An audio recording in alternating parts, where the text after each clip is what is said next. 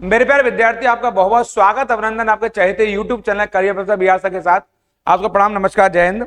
आप सभी लोग दोनों हाथ जोड़कर अपनी मां के चरणों में प्रणाम करेंगे। आज मैं बात करूंगा आपसे संविधान की प्रस्तावना पर।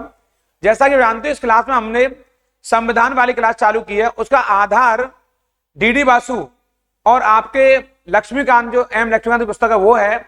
ये इसलिए महत्वपूर्ण है क्योंकि उद्देशिका से हमारे एग्जाम में प्रश्न जरूर बनेंगे। मैं आपको यह बताऊंगा उद्देशिका से कैसे प्रश्न बनने वाले हैं। इनरी बेरूवारी वाला मामला क्या है और केशवानंद भारती वाला मामला क्या है। प्रस्तावना को संविधान का अंग क्यों माना गया है और वो कौन सा केस है जहां प्रस्तावना को संविधान का अंग नहीं माना गया है। हाल के दिनों में प्रस्तावना से कौन कौन से क्वेश्चन आ रहे हैं, उन सारे पहलुओं पर मैं चर्चा करूंगा। और ये सारी चर्चा आपके इसी प्लेटफॉर्म पढ़ाई की पंचायत पे होगी। और हमारा टॉपिक है वो प्रियम्बल है। ये प्रस्तावना, जिसे आप उद्देश्य का भी कहते हैं, यानी प्रियम्बल कहिए, प्रस्तावना कहिए, उद्देश्य का कहिए, एक ही बात है। इस सीरीज में मैंने आपके लिए एक प्रश्न निकाला है यहां से, तब मैं इसके बारे में बताऊंगा कि किस प्रकार के प्रश्न आ रहे हैं। तब बताऊंगा प्रस्तावना क्या होती है, प्रस्तावना क्या महत्व है, प्रस्तावना को हम क्यों पढ़ रहे हैं, और प्रस्तावना से अभी हाल के दिनों में किसी भी वनडे एग्जाम में किस प्रकार के प्रश्न पूछे जा रहे हैं। इन सारे पहलुओं पर हम चर्चा करेंगे यहां से। जैसा कि प्रश्न दिखाई दे रहा है आपको, ये भारतीय संविधान की प्रस्तावना में भारत को किस रूप में घोषित किया गया है, यानी हमारी प्रस्तावनाएं उसे किस रूप में, यानी क्या एक सार्वभौम प्रजातांत्रिक गणराज्य के तौर पर, एक समाजवादी प्रजातांत्रिक गणराज्य के तौर पर, एक सार्वभौम समाजवादी धर्मनिरपेक्ष और प्रजातांत्रिक गणराज्य के तौर पर, या इनमें से कोई नहीं। ऐसा प्रश्न आपके एग्जाम में बनाएगा। यह बहुत महत्वपूर्ण है आपके। इस प्रश्न का उत्तर बताऊं उससे पहले ये अगला क्वेश्चन है, भारतीय संविधान की उद्देशिका में संशोधन किया गया है, क्या वो 17वां, 24वां, 42वां, 44वां? ऐसे प्रश्न आपके एग्जाम बनेंगे। ऐसा ही प्रश्न है आपके, भारत के संविधान की उद्देशिका में कितने प्रकार के न्याय की व्यवस्था की गई है, क्या वो 2 प्रकार से, 3 प्रकार से, 1 प्रकार से या 4 प्रकार से? ऐसा ही प्रश्न पूछा गया आपके लिए यहां पर कि इनमें से कौन सा एक भारत के संविधान की उद्देशिका में समाविष्ट नहीं है। विचार की स्वतंत्रता, आर्थिक स्वतंत्रता, अव्यक्तिक स्वतंत्रता या विश्वास की। और ऐसा ही एक प्रश्न है आपके लिए, भारत के संविधान के निर्माता का मत इनमें से किस में प्रतिबिंबित होता है, क्या उद्देशिका में, मूल अधिकार में, राज्य के नीति निर्देशक तत्वों में या मूल कर्तव्यों में? इन सारे पहलुओं पर अभी मैं चर्चा करूंगा आपसे। और आपको जानना चाहिए यहां पर बहुत बहुत महत्वपूर्ण बात आपके, जो बहुत इंपॉर्टेंट है आपके लिए। पहला क्वेश्चन, लेकिन इसका उत्तर मैं बताऊं, अभी तक चैनल को सब्सक्राइब नहीं किया है, तेजी सब्सक्राइब करिए, लाइक शेयर कमेंट करना बिल्कुल नहीं भूलेंगे, क्योंकि आज से क्लास रेगुलर वे में आपको निरंतर मिलती रहेगी। और संविधान से जुड़े हुए, यानी राज्य व्यवस्था से जुड़े हुए जितने भी प्रश्न हैं, वो सारे प्रश्न आपको यहीं से मिलने जा रहे हैं।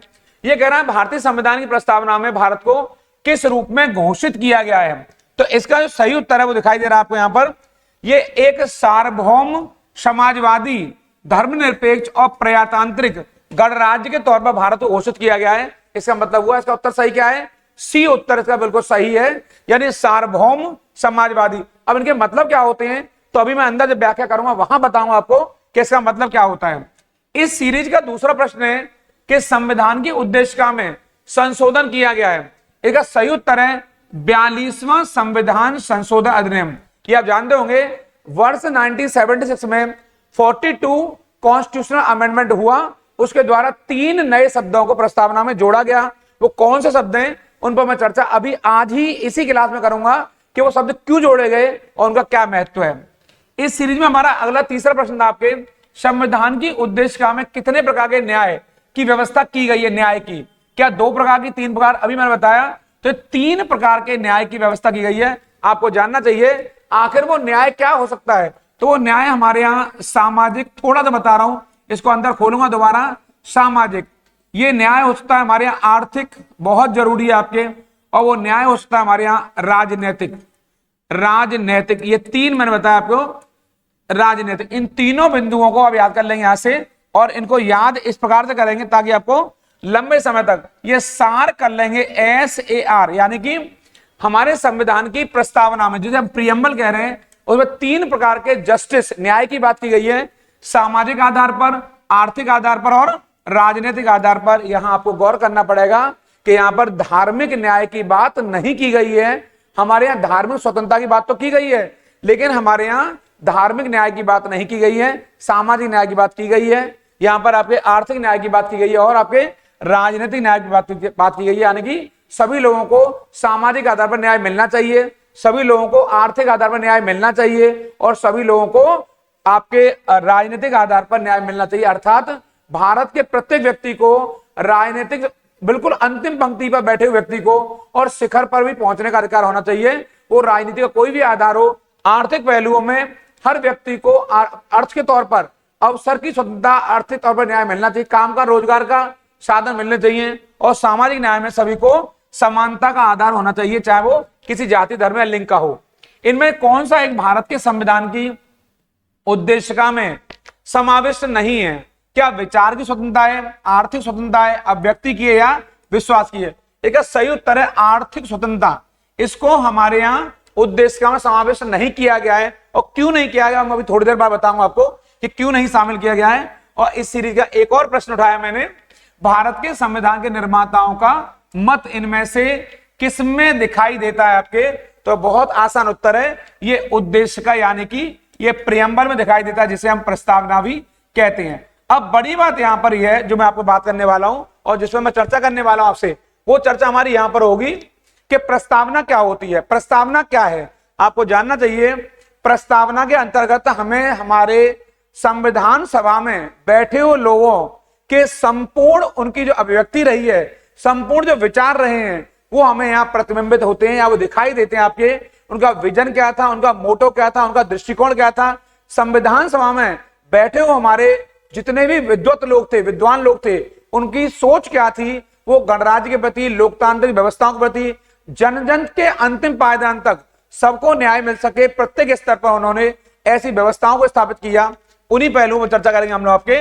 और इस सीरीज में मैंने आपके लिए यहां से ये संविधान की उद्देशिका के बारे में बताया है, प्रियम्बल ऑफ द कॉन्स्टिट्यूशन। ये कुछ पहलू हैं, जैसे दिखाई दे रहा है आपको, उद्देशिका संविधान निर्माताओं के विचारों को जानने की कुंजी होती है। एक क्वेश्चन आएगा आपके एग्जाम में कि भारतीय संविधान के अंतर्गत कुंजी किसे माना गया? कुंजी माना होता है की, जिसे हम चाबी भी कहते हैं। तो हमारे संविधान के अंतर्गत प्रस्तावना को कुंजी कहा जाता है, चाबी कहा जाता है। तो ये संविधान निर्माता जो भी रहे, जो संविधान सभा हमारे यहाँ बनी, उनके विचारों को जानने की क्या है, एक चाबी है, की है। और इस क्रम में दूसरा पहलू है, संविधान की रचना के समय इसके निर्माताओं के क्या उद्देश्य थे, किन किन आदर्शों और मूल्यों की स्थापना भारतीय संविधान में करना चाहते थे, इसको जानने का स्रोत यदि कोई है तो वो उद्देश्य का है। इसका मतलब हुआ हमारे संविधान निर्माता हैं, उनको किन किन आदर्शों और किन किन मूल्यों की स्थापना की है और भारतीय संविधान में वो कैसे स्थापित करना चाहते हैं, इन सारे पहलुओं पर हम चर्चा करेंगे उद्देशिका में,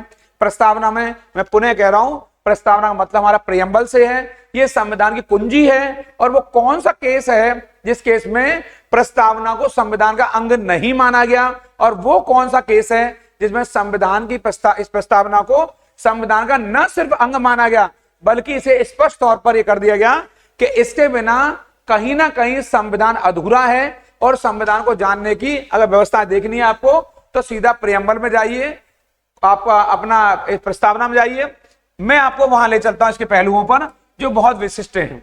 जैसे हमारे संविधान की उद्देशिका का मूल स्रोत हमें कहां दिखाई देता है? 13 दिसंबर 1946 को पंडित जवाहरलाल नेहरू द्वारा प्रस्तुत उद्देश्य पत्र है, ऑब्जेक्ट रेजोल्यूशन है, जिसका स्रोत प्रस्ताव हमने कहां से लिया है? ऑस्ट्रेलिया से। आपको एक बात जाननी चाहिए, यहां एक क्वेश्चन आएगा। जैसा कि आप जानते हो 13 दिसंबर 1946 को पंडित जवाहरलाल नेहरू ने संविधान सभा के समक्ष उद्देश्य प्रस्ताव रखे, उन्हें ऑब्जेक्ट रेजोल्यूशन कहते हैं। आप जानते हैं हमारे संविधान के आधार यदि कोई बने हैं तो वो उद्देश्य प्रस्ताव है, ऑब्जेक्ट रेजोल्यूशन है। और इन उद्देश्य प्रस्तावों को ही हमारे यहां बाद में आधार बनाया गया संविधान का। ये कहां से लिए गए? तो ये ऑस्ट्रेलिया से लिए गए। एक क्वेश्चन आपके एग्जाम में यहां से बनेगा और इस सीरीज में आपको दिखाई दे रहा है भारतीय संविधान की मूल उद्देशिका में एक वर्ड है समाजवादी, एक वर्ड है पंथ निरपेक्ष और एक वर्ड है अखंडता। समाजवादी में होता है सोशलिस्टिक यानी समाजवाद, या पंथ निरपेक्षता में होता है हमारे यहां सेकुलरिज्म यानी किसी एक धर्म विशेष को महत्व नहीं दिया जाएगा, और अखंडता माने पूरा देश एक रहेगा, उसे कोई तोड़ नहीं सकता है। इन शब्दों को तीनों को 42वें संविधान संशोधन के द्वारा वर्ष 1976 में जोड़ा गया है। यहां पर एक गौर करने वाली बात है जो एग्जाम में हमारे क्या आएगा, क्वेश्चन आएगा, हमारे मूल संविधान में क्या समाजवाद, पंथ निरपेक्षता या अखंडता ये शब्द जुड़े हुए थे? तो आप कहें जी नहीं, हमारे मूल संविधान में ये तीनों शब्द निहित नहीं थे प्रस्तावना में, लेकिन प्रस्तावना में इन तीन शब्दों को वर्ष 1976 में 42वें संविधान संशोधन अधिनियम के द्वारा जोड़ा गया है, 42 कॉन्स्टिट्यूशनल अमेंडमेंट एक्ट 1976। और इसके द्वारा इस संविधान, ये तब की बात हो रही है जब देश में आपातकाल चल रहा था, अर्थात देश में इमरजेंसी का दौर था। इस क्रम में हम आगे चलेंगे। आपके जो बहुत महत्वपूर्ण और आपके लिए इंपॉर्टेंट बात है, आखिर हमारी प्रस्तावना कहती क्या है, इस प्रस्तावना का इतना महत्व क्यों है, हम लोग क्यों बात कर रहे हैं इस प्रियम्बल पर इतनी, ये जो उद्देश्य का है क्यों महत्वपूर्ण मानी जाती है, तो मैं आपको एक एक बिंदुवार तरीके से, बल्कि मैं चाहूंगा इसको आप याद कर लेंगे, उतार लेंगे एक एक पहलू को यहां से, और हम बात करेंगे क्योंकि हमारे संविधान का जो मेन पहलू है वो भारत के लोग हैं, हम भारत के लोग।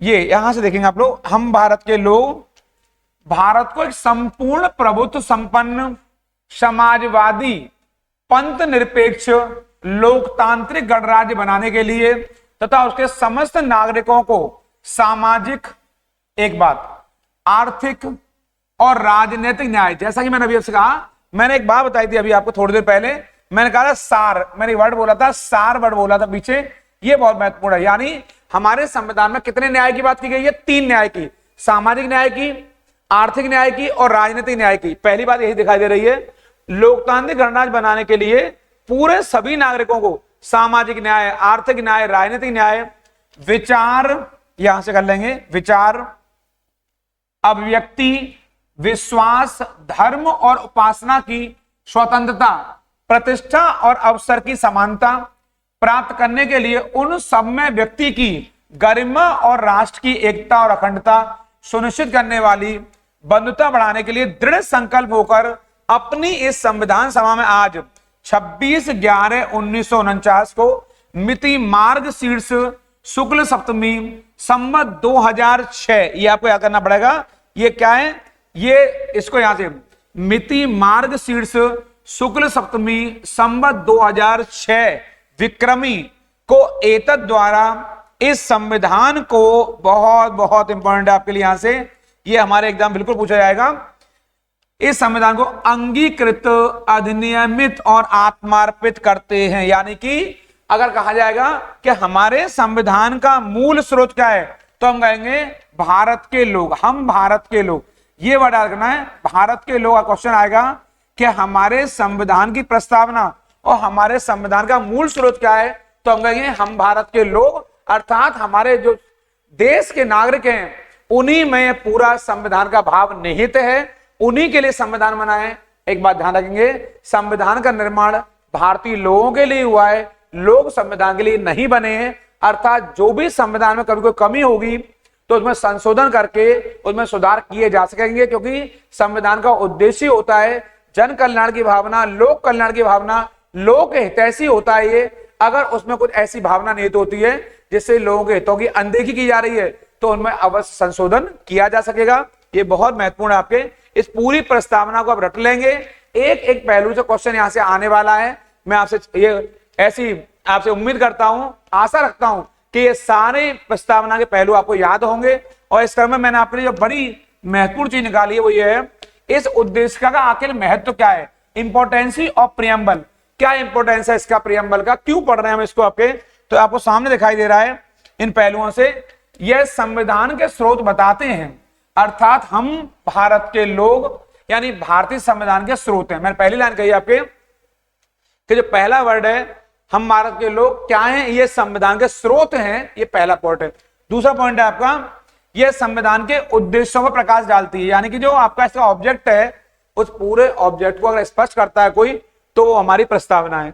और तीसरा पॉइंट है संविधान के लागू होने की तिथि, यानी कि 26 नवंबर 1949 को स्पष्ट करती है। कम बच्चों को मालूम है, ज्यादातर विद्यार्थी इसको 26 जनवरी 1950 मार कर आते हैं, आपको जानना चाहिए। संविधान सभा द्वारा इस पूरी प्रस्तावना को 26 नवंबर 1949 को स्वीकार कर लिया गया और संविधान के लागू करने की तिथि है, इंप्लीमेंट करने की तिथि है, वो 26 जनवरी 1950 है, बहुत इंपॉर्टेंट है। और इस सीरीज में जो आपका एक अन्य पहलू है वो यहां ध्यान देंगे आपको, इस पर जो बहुत महत्वपूर्ण है आपके लिए, जो बहुत इंपॉर्टेंट भी है, उस बात पर आपको ध्यान देना और रटना भी है कि हमारे संविधान में केस है बहुत पॉपुलर आपके, वो केस ये है इनरी बेरुबारी, इसको आप रटेंगे यहां से इनरी बेरुबारी बनाम भारत संघ, ये केस है आपके, इसको हम लोग बोलते हैं आपके एक अन्य भाषा में, यहां से इसको याद भी करेंगे आपके, यहां से इसका एक अन्य नाम है इस तरह। वर्ष 1960 में ये केस आया, इसको बोलते हैं in re Berubari versus Union of India, या हम इसको शॉर्ट में बोलते हैं Berubari Union of India case है आपके। ये केस क्या है आखिर, इस पर मैं चर्चा करूंगा जो बहुत महत्वपूर्ण है आपको, और यहां से आपके एग्जाम में क्वेश्चन आएगा जरूर कि वो प्रियम्बल के संदर्भ में वो कौन सा मामला है जो सबसे पहले आया। तो आपको जानना है बेरुबारी वाले मामले में सुप्रीम कोर्ट ने यहां पर, सुप्रीम कोर्ट ने कहा, यहां सुप्रीम कोर्ट ने कहा कि प्रस्तावना संविधान का अंग नहीं है, यहां से प्रस्तावना संविधान का अंग नहीं है, जो आपको बहुत महत्वपूर्ण है यहां से, ये आपके एग्जाम के लिए बड़ी इंपॉर्टेंट है। यानी बेरुबारी मामले में कहा यहां पर कि प्रस्तावना संविधान का अंग नहीं है। क्यों कह रहे हैं इस बात को, ये इसलिए कह रहे हैं, इन्होंने कहा कि सुप्रीम कोर्ट ने कहा, हम नहीं कह रहे बात को, सर्वोच्च न्यायालय कह रहा है, भारत का सबसे बड़ा न्यायालय वो कह रहा है कि प्रस्तावना संविधान का अंग नहीं है, ये केवल एक प्रेरणा, ये प्रेरणा तत्व प्रदान करती है। क्या प्रदान करती है? प्रेरणा, ये तत्व प्रदान करती है, यहां ध्यान देंगे, ये केवल प्रेरणा तत्व प्रदान करती है, अर्थात ये प्रस्तावना संविधान का आवश्यक अंग नहीं है। इसका मतलब हुआ इस प्रस्तावना का हम कहां प्रयोग करेंगे, क्यों जरूरी है हमारे लिए, तो आपको जानना चाहिए। बेरुबारी मामले में कहा जब हमारे पास यहां, जब हमारे पास जो काम की बात है, हमारे संविधान की भाषा, कौन सी भाषा? संविधान की भाषा अस्पष्ट होगी, ये रहा अस्पष्ट होगी, या वो संदिग्ध होगी, ये रहा संदिग्ध होगी, डाउटेबल होगी, तो ऐसी स्थिति में प्रस्तावना का प्रयोग किया जाएगा। यानी संविधान की भाषा अस्पष्ट हो रही हो या हमारे संविधान की भाषा संदिग्ध हो, तो ऐसी स्थिति में हम प्रस्तावना का यूज कर सकते हैं, लेकिन प्रस्तावना संविधान का अंग नहीं है।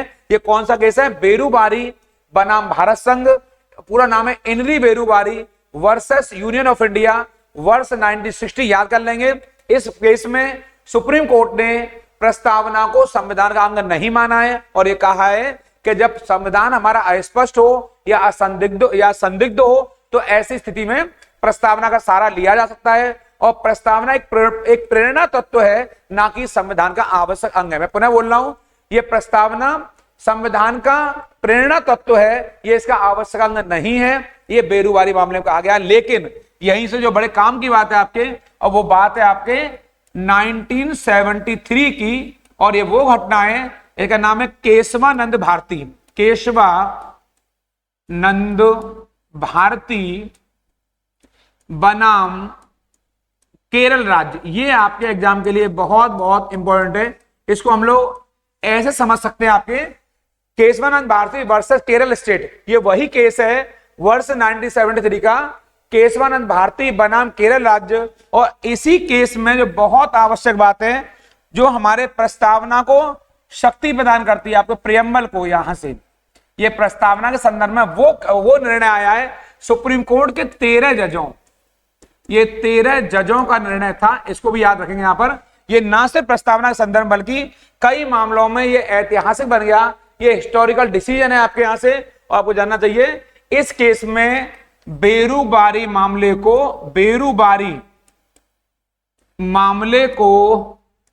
उलट दिया गया, सुप्रीम कोर्ट ने इसको उलट दिया, इस पूरे मामले को पलट दिया है, उलट दिया है आपके, अर्थात इस केस को उन्होंने खारिज कर दिया, और उन्होंने कहा कि प्रस्तावना संविधान का अंग है, प्रस्तावना संविधान का अंग है। यहां से आपको जानना चाहिए, यानी अगर संविधान में प्रस्तावना को अंग माना गया है, तो कौन सा केस है? वो केस है आपका केशवानंद भारती बनाम केरल राज्य। बहुत महत्वपूर्ण है आपके लिए, और सबसे महत्वपूर्ण है, इन्होंने कहा ये वही मामला है, ये वही प्रस्तावना है, ये संविधान की आत्मा कही जा सकती है आपके। और आप जानते हैं केशवानंद भारती मामले में मूल ढांचे का सिद्धांत, बेसिक स्ट्रक्चर का सिद्धांत आया आपके, जिसको मैं यहां बता रहा हूं, मूल ढांचे का सिद्धांत। इस पर चर्चा मैं आपसे आगे करूंगा आपके।